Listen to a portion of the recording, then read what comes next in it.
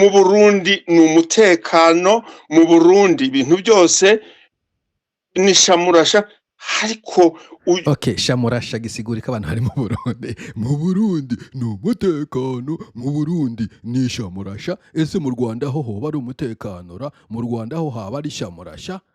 Nayo imihimbiri ibisuma n'abambuzi nibamenye ko nibafatwa bazohanwa nyaguhanwa.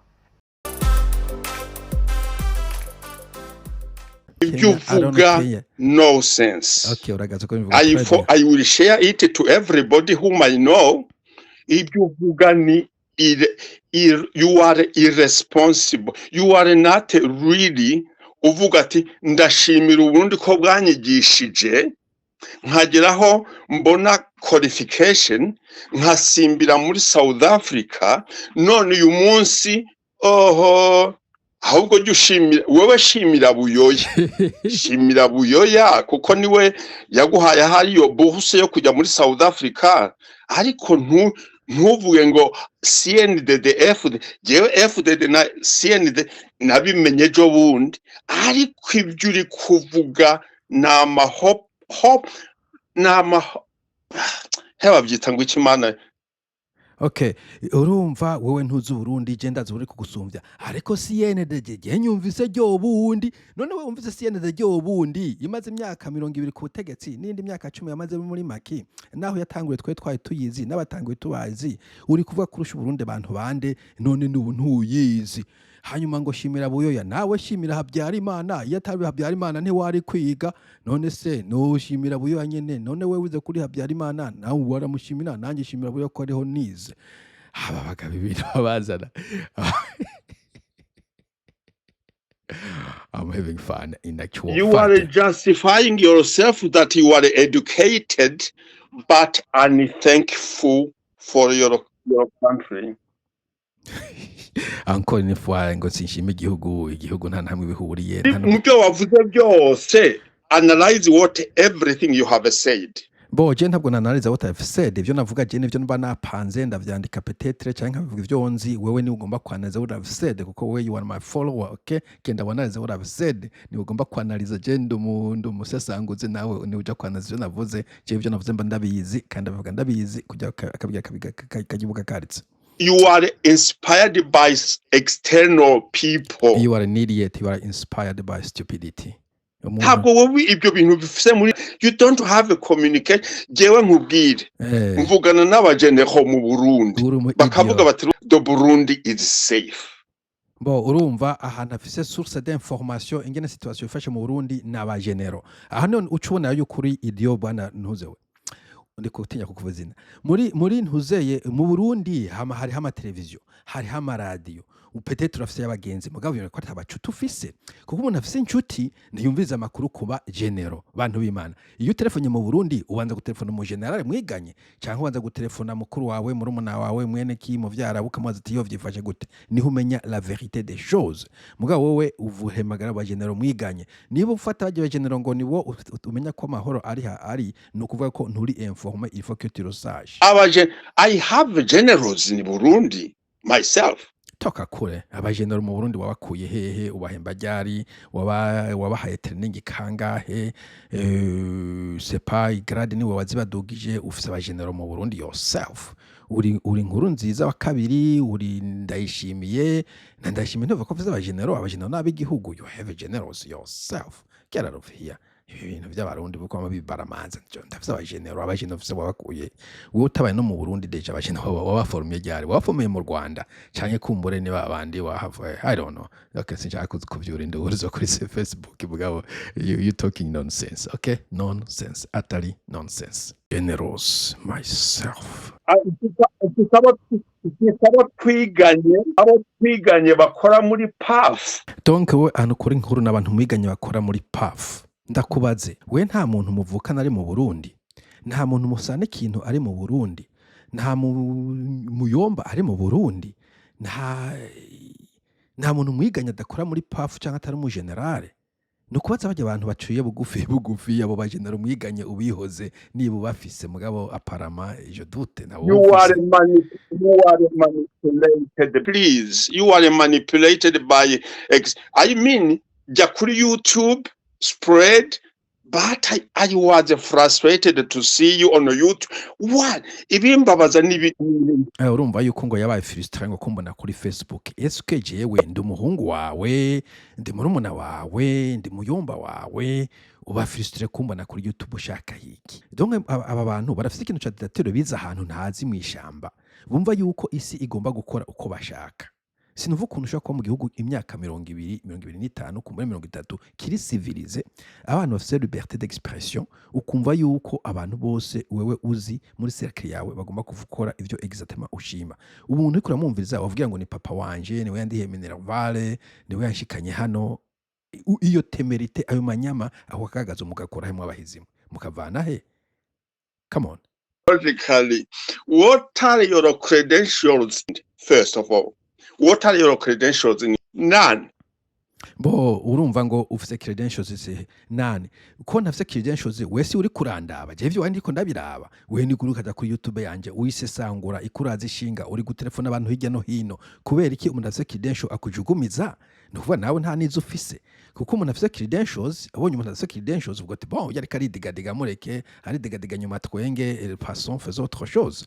Mugabo kuza kunyibamuza ko kandi we urazi neza usiye ko je utanze exactement we nta credentials ufise uzivanye. None n'ibintu biko uravuga byaka ko nta credentials ufise n'amashure wize nibaza yuko watirishije nibaza ko ukuntu yagukoreye homework ko ntivyumvikana ko ushobora kuba uri debile nkuko kuko ko wagiye kuri université neza ko ntibagukoreye homework ko ijya degree wakoze ndayizi umuntu ashobora kuri assignment umuntu yose akagenda yiyandika gusa so nibaza ko muraho yo ta credentials wewe uri kundaba utazi ko mfise credentials jya kuri Google. Okay. Ubwo ramvuga ngo jya kuri Google ngo ushire mu izina ryanje nanje ushima naragiye nsanga kuri Google nta kintu na kimwe kihari, nta kintu na kimwe, nta entry hari. Eske ndakubaze kandi kuri Google iyo ngiye kuraba nsanga umuntu yanditse nk'igitabo, wewe waranditse igitabo, nsanga umuntu umuyanze article, hari na article wowe warasohoye yitungikire ngi tuyisome. Article imwe gusuje umwe article wanditse no mu Karoko newspaper wewe wanditse. Wewe urafise patent, tubiyo patent number tuyishakije turabiyo patent yo invention wakoze. No muri conference you haven't even spoken. Malinki yano ugiye gufuja muri conference bakagushira ko ivyo bintu barishira ko kuri internet.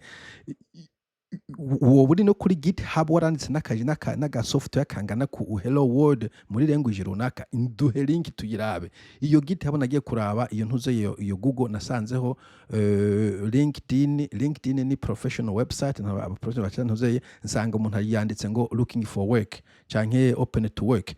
Bo kubera je ampayo challenge reka genda murabe kuri Google mwese murabe bo kumbure ku bantu akunze kuganira muri cercle yiwe aje gusanga umenga nico bita big fish in a small pond, no kuvuga urufi runini mu kantu k'ikiziba gatoye.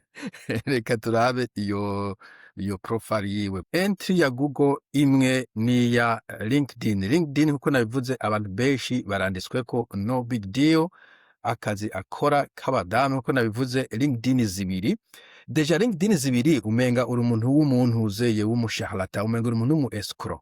LinkedIn ni kintu professional ushobora kuba bona je bamfise ntuzeye utubozi bubiri nkora kama full time na part time mugabo vyaraneye ukuntu ndabigira LinkedIn zibiri ivyo nasanze ntabwo ari professional nagomeye hiyimo ko niyo principal yindi nta kamahubwi bo kubona rero umuntu afise LinkedIn zibiri umenga no mu escrow. Okay, imbere ko bya kora imwe muri izo iyindi ni Facebook. Dude, Facebook ntabwo ari profile uri kuravuga kuri ikindi n'akantu National Libraries at Peace on the Shore aho kamaze kingane kirero bo reka ndakarabe akora akantu très banal ntabwo ari story iki kintu kamwe unje kuraba kuri Facebook mu byuko. Dude, ni article wanditse, I don't see anything, dude.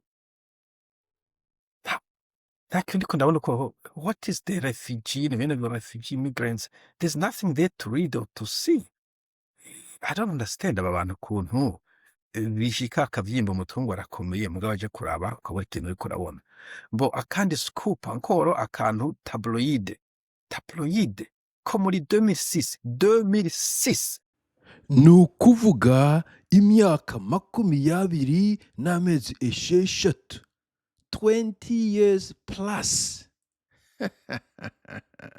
umugishika muri impunzi abazungu baharaye bashe mu tabloid voilà studying social work 2006 ufite imyaka 60 wari kwiga social work kuri université ni ngaho another tabloid Africans Honor 2005 dude ibi uri kuravuga n'ibiki there's nothing to soma Google n'umuntu yagufisharinze ubutabloid locale kuri impunzi big deal umugishika abazungu bakibaharaye abantu birabure bavuye hehe there's nothing nta gitabo mbona wanditse nta conference mbona wagizemo presentation what's that you wanted me to look on Facebook just kwera wenye izina ryawe nk'uko ubibona zina muri miroir ugacoza ngo ure kuri CNN ibone ko ukora muri miroir uca ngo dore muri miroir ngo munda muri miroir okay reka ndabere professional website here okay icambere uvuga ngo ukobera community health service systems nk'icyo ntikibaho deja nk'iyi link ndayikiritseko okay ndabona ntabwo ukora uri open to work okay open for work okay ntayiko ndakugaya abantu bose akazi barakaronda mugo there's nothing activity iri empty dude nta article wasohoye nta skills mbona nyene ucizyo kuri umwe wize nta interest ufise nta followers why kwere kunkana kuri YouTube ze kwata kuri ntuze yatakiye na kimwe cyari kuri Google nta kintu na kimwe cyari cyo wowe ni ikintu uri kurashaka hano se kintu kibaho nange kuraba zanga nikindabaho bo kija kuri company iri muri USA okay iyi ni profile imwe anko mvanda kubaze kwe kufita profiles zibiri kuri LinkedIn dude nukubera ntuze byo ukora agenda gusokagira LinkedIn munyumukira ko ikira yubakira yindi zose ziri empty hajya tware ko nta article faye ni hahandi what is even what PB ni ibihe turiko ubutaje kora there's absolutely nothing iyo guverinoma bavuga bari social work kind cyo kimwe n'umunese cyo kimwe n'umwarimu kuvuga ngo wakorera leta so what you are a lazy sloth man ariko ndabona uri kuratubwira byo kuraba kuri ruze okay sinzi ko waravye abandi goraba ko vyifashe canke ko wandavye gorabe nangije ndimo boje nabwo ndiko ndiratama sindakoreka endirize wacu kiraza ntuzose kunka abantu kuri Google wa muntu wowe ni uko nyene uri umuntu w'injiji uzi yuko ubonye entries zibiri ku Facebook page umunsi kumbure aka newspaper karo kagushyira mu izina ucabaza ngo ngura umuntu ukomeye genda uraba uwundi nico nacyo kugira ahubwo banzo ndabe jewe imbere uko yibarabaza ko banzo ndabe nanje agiye kuraba asanga ahubwo ndamusoma entries acatangura guhindukiza ngo urabona ngwego nivyo ngo urabona wewe kuri Google nyine Google will give you my credentials there's nothing mu kuri Google yawe sinze ko uza wiraba nta kintu na kimwe kiriko kandi uko nabivuze uje ngaha muri comment ushiremo link z'ibintu wakoze muri ibyo bintu byose navuze bituma iyo umuntu agiye kugugura araba umuntu canke niba warabaye CEO wa company niba watanguje entreprise runaka tubwire you are nothing dude you are absolutely nothing in the grander scheme of things sinzi ko uri ahantu muri babo mu Barundi ko abarundi benshi banyihanganire bo seba reka nsima basanga natutse abarundi bose mugabo ndagenda kubwire uriko wivyivya ku bantu kumbure ubona ko usumba mugabo the grander scheme of things kuri Google you are absolutely nothing okay nguko navuze ko waranze igitabo ukafise patent ukafise software wanditse ukafise company watanguje ukafise conference aho uja ku speakinga nazo nye conference kwanza ni nothing nta kintu vanamo ndabizi ndazamamo navyo ni bure nonsense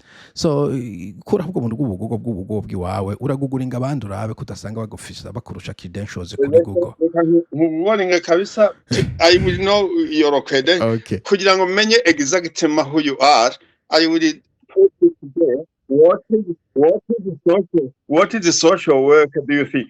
Okay, udumva yacaje kuguguringa acasanga kumbure ni appearance ze wanje zisumbize wiwe jewe kuko bon nk'ibintu nkora muri technology totumi technology yene Google ibiri ni technology company bahari ko promoting vya technology nanditse article muri technology zishika nka 5 maze kwandika uyisangaho ngiye muri conference zishika nka 5 maze kujamo uyisangaho c'est pas kuri GitHub tuba dufise ico twita repository muri software uzisanga amazina yacu biriko yagiye asanga aramaramaye akiyagaruka ngo social work uzicyari cyo social work kinamubwira nti kwanza ndakubaha mugabo okazi ndakubaha social work nk'abantu ba engineer biri mu bintu tubaha tubata kwara akazi k'abagore I'm sorry ndaza hano musho ko social work mugabo abantu ba engineer benshi bafata ati social work nakano kababa ni nakazi k'abagore umuntu nanone no gukora mathematics ajaza kwiga social work nakimubwiye cyarandi bitsi go social work no what is social work is about namushyize muri kona atagore kusigura what is social No. work. Do you know what the social work is about? Okay, ikibazo cya kabiri, do you know what is social work is about? We No. don't know. Do you know what the social work is about? Do you know what Do you icya know gatatu what the icya kane social work is namushyize muri about? kona ari kwisura. Hopeless, hopeless, hopeless, hopeless, hopeless. Do you know what is the law of Maxwell's? I'm calling for social work. Je twabanye n'umuntu yakakora social work nayikoze yose.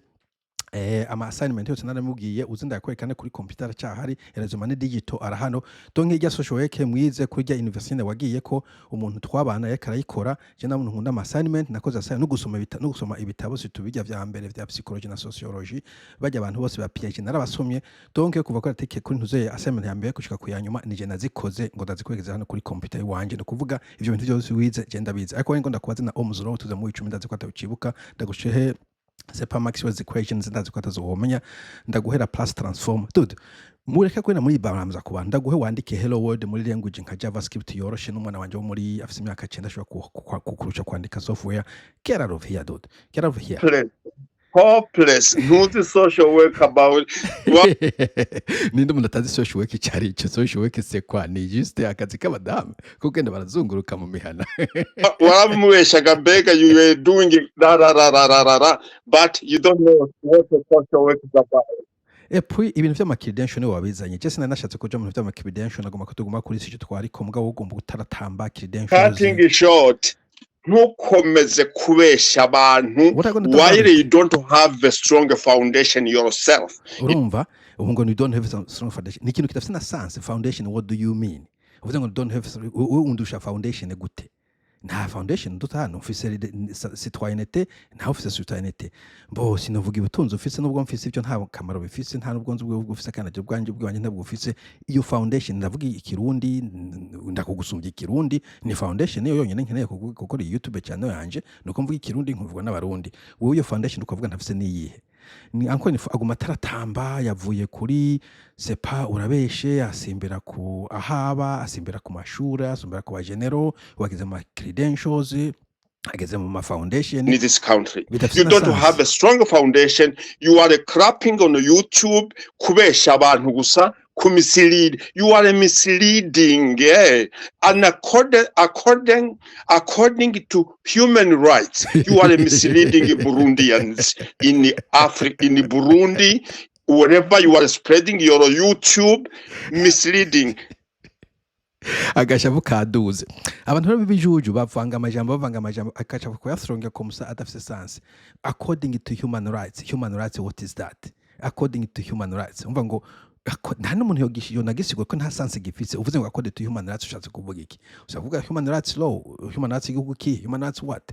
Puis ibi bintu byaje mu human rights gute? Turi kuvuga na debate ukora debangaha uvuze na human rights ankoro ibintu vy'ama idiocy ba throwing ku bantu azi yuko batize nk'akaro bati umuntu avuze human rights no ndafashwe karabaye human rights dude jewe nubwo ntize social work kuko I have better things nafise ibintu nshobora kwiga ibyo bintu uri kuradendekana by'ama human rights byose je nshobora kubisoma nta bintu bihambaye birimo bwana kirazira kunyibamuza ko je ndo umuntu nsoma ndo umuntu ndi informe nta kintu ja kumbwira ngo human rights what mugaga shavu kaduza gasukari kaduza yatanguye kuvyimba ngambwe vyimba gose. I will communicate with my people in Burundi to check on you. You are misleading. Urumva aravuye muri vya bindaguma yavansa akasuka kaduze ubagiye kubwira abantu we mu Burundi ngo bankorere ko awe communicate to my people in Burundi. Dude, go ahead. Ntabwo cinda gusaba ikigongwe, ntabwo ndagufukamira, ntabwo ngira ntetemera. Genda we informa abantu bawe kwanza uvuye abantu bane bari muri Congo. Sorry ndabeshe. Ariko abo bantu babo mu Burundi ukomunika bazomuziki. Urumva ko kwa mu idiot. Bantu bimana mu nyumvize umuntu afite imyaka 60. Umuntu afise atubwira ko yize social work harimo icyo no kwita social intelligence, but you don't have. Tunafite intelligence sociale y'umuntu w'umutamakazi yavuye gatumba atazo mu ishure.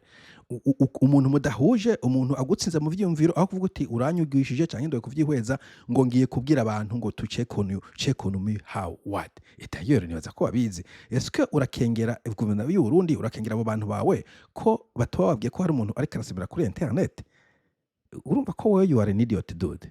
kandi kuko ngo bifite yo people no cyo ko atabantu bifite mu Burundi wewe ntabwo wandukiye kuba mu Burundi wumva gute ko ufite abantu benshi gusumvya bafite mu Burundi je kwaje nakuriye wowe wakuriye mu Rwanda koma wumva ko wewe ufite abantu benshi mu Burundi gusumvya no mfise kandi je nakuriyeyo you don't have et puis abo bantu mwariganye burya umuntu mwiganye si muvyara wawe umuntu mwiganye si mukuru wawe umuntu mwiganye ntugira ngo nuwo kumanipira nta nico muvana come on now my people ukuye they will check on you. umva they will check on you bwana kigize gute ndabarindiriye nibaze banchecking nibaze ese ndabatinya jewe ngeze niba ko bigo genja ntinya abantu kibose baze bahamagara imbere bazana niyonka nabagusura bashaka kumwoherereza urebe ko nabivuna they will check on you.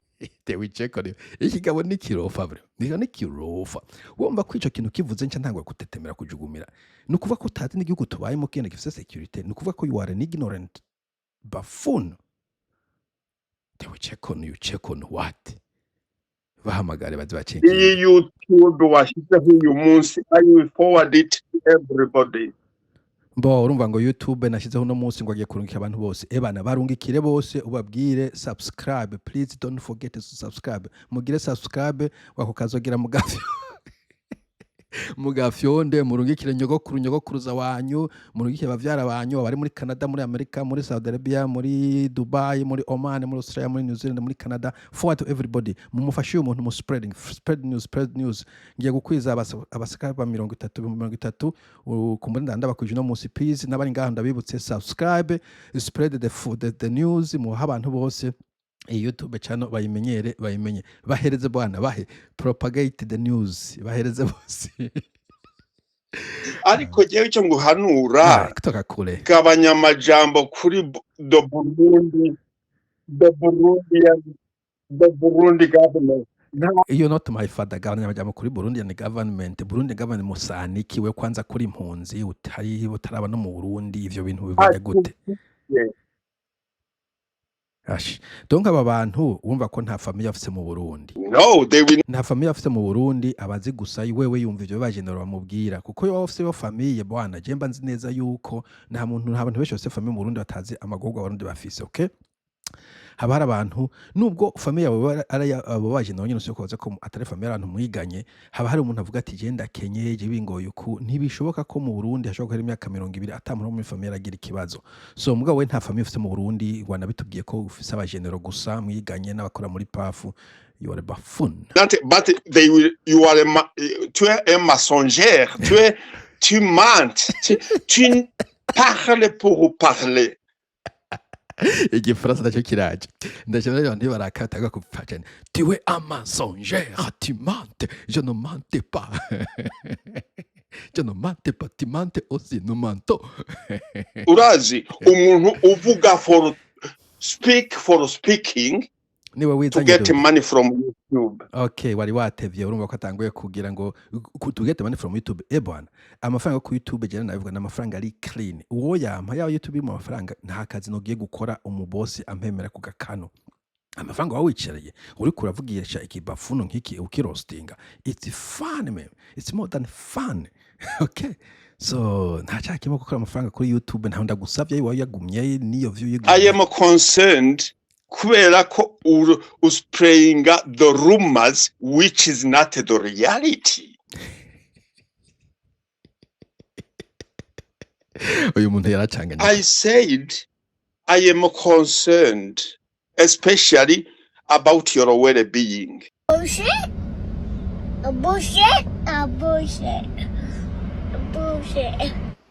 Bo urumva kuko nabwiye nti ebana je kize ko untera ubwoba ke nabwiye nti kwanza ivyo biri nyuma y'amategeko kiraza kutera ubwoba umuntu mu gihugu ki democratic umwa cyahindukira yikoze social work. I'm concerned about your well-being. Get the F out of here, okay? Nta concern wankene nta kigongwe cyo wankeneye ware buffoon, okay?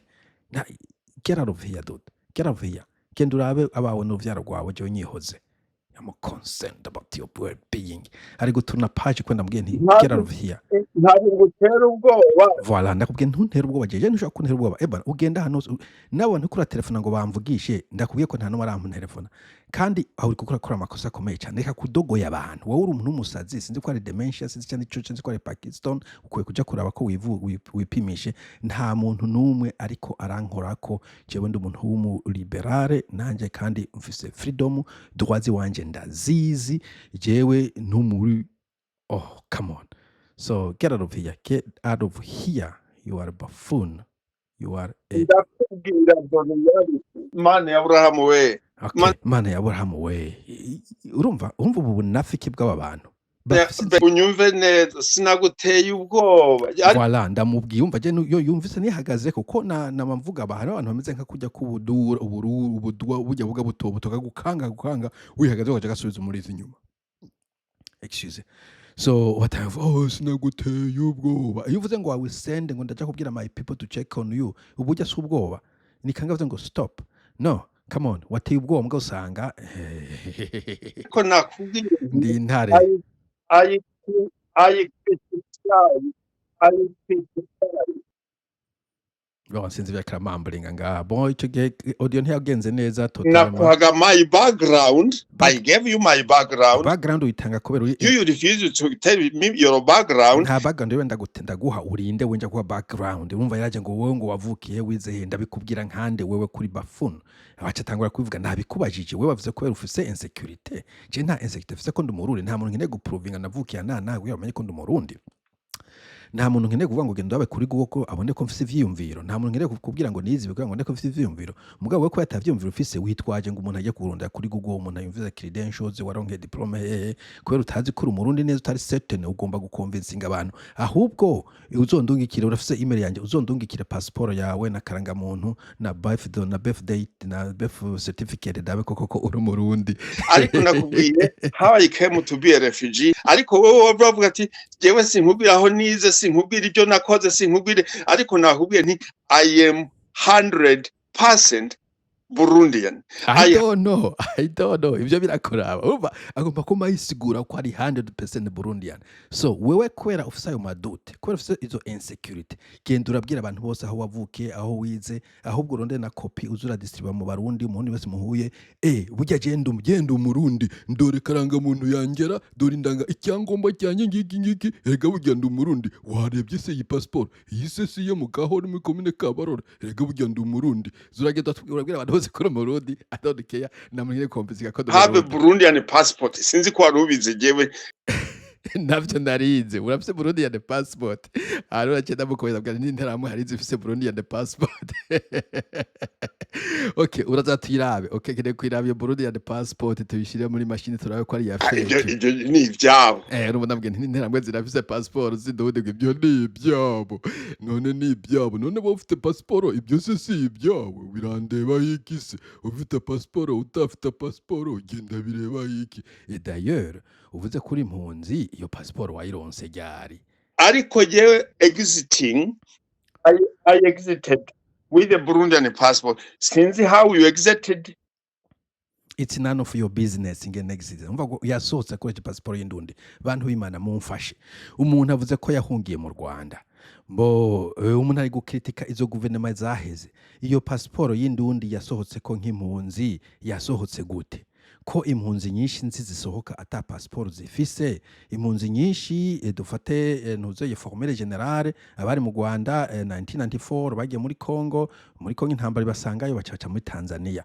nta muntu yagiye afitwaye passport y'indundi we yarose umwanya ryari tuvyumvikane neza yatubwiye ko genocide yabaye ari mu Rwanda yarose umwanya ryari wo gukubitira Burundi agasaba passport agaca yuri indege agaca asubira kitwa impunzi kandi aba bantu rero ni bavuga ibintu ntibabe bikowera ujombwiye ko uri impunzi ya kera ko kwanza n'ubumenyi ufise na credentials ya mbere ariko we wabaye impunzi kuvukira muto ko atamuntu kurusha Burundi c'est contradictoire ko uri impunzi imyaka myinshi ariko ko wasohotse ufite passport y'indundi make this make sense dude make this make sense kandi iyo uvuga menshi usanga wifatishije jewe bujya nkwe kumuroya by the way the point I am pointing out there's no point dude please stop criticizing the Burundian government kuko ntuzi wewe wabiso shut up man, shut up. Inufite ngo stop criticize, ngo mpagarike kuvuga nabi leta, kunenga leta. Ivyo ninde yabigutumye wowe urinde uri giki ushobora kubwira abantu ngo stop? Wumva iyo arrogance,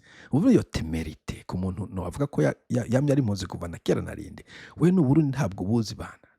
Wabivuze muri discours yawe ngo wavuyeyo kera, wabivuze muri ntuze muri speech yawe ngo wavuyeyo kera. Bo je navuyeyo kera, ariko ntabwo ari kera kugusumbya, kuko urumva ko na genocide we kumbongira avuye mu ntara navuka par ailleurs. Bo niba ari ico donc we nta na kimwe ubuzi ko niba ari ico uriko uravuga. Je navuyeyo relativement vuba. Bo jewe ntabwo kwera nizeyo navukiyo ndafiseyo famille, we nta famille ufise uzana gusa mwiganye mu Rwanda. Niba witwaza baguha amakuru mugari kuvuga ngo jewe navuyeyo kera ntavyo nzi. Niko wabivuze. Yego. You don't know what is going on. No.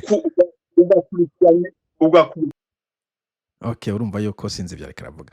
Audio ntabwo agenze nza mugari kuvuga ngo je navuyeyo kera. Nta cuzi wewe in Burundi. Bo none wewe ko ataconzi waje gukora iki? Unyumviririza ikigena umviriza abantu bakizi. Mu Burundi hari abablogger bashika 1000, mu Rwanda hari abablogger bashika 1000, muri Kongo ariko rege 1000 uvuga France ubicongereza ukumviza nyamerika bakanadiya abantu. Come on dude. Umuntu atacazi uramureka kijujutira uja kumuhiga hiki.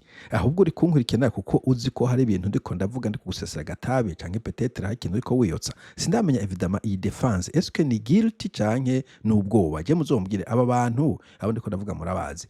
Aba bantu igituma baba très defensive cyo bivuye kuri Kongo cyangwa ku Rwanda. Est-ce que ni guilty no kwiyagiriza ikintu canke n'ubwo wafise? Hari umuntu yombwira iki ari cyo exactement canke ni remorse canke what is it that? Kuko agacavu kararenze. Agacavu ku muntu ntigera nje nataka umuntu au niveau personnel kiretse kumbura abantu bari ku butegetsi. Bo hari umuntu yigeze kunkarira kuri ntuzeye kuri Fabrice navuga bo birumvikana kam Fabrice no musitwa yasanzwe afite famille peut-être sino namwataka cyane sinkuze gukora ama video menshi cyane kuri we kuko bon danturekana umunyagihugu asanzwe ntabwo ari umuntu wo ku butegetsi. Ichene gutahura iyavuga ati wewe uri kuranyataka personnel macyanke Samuel mugabo umuntu ntigera mvuga ko ikintu akanyataka nkuko ngo stop ngo kuvuga leta wavuze. Okay, reka ino video ndageze hano kumba naja kugira partie 2 na partie 3 niyo byaba ngombwa muko mugira umunsi mwiza mwese. Bye bye.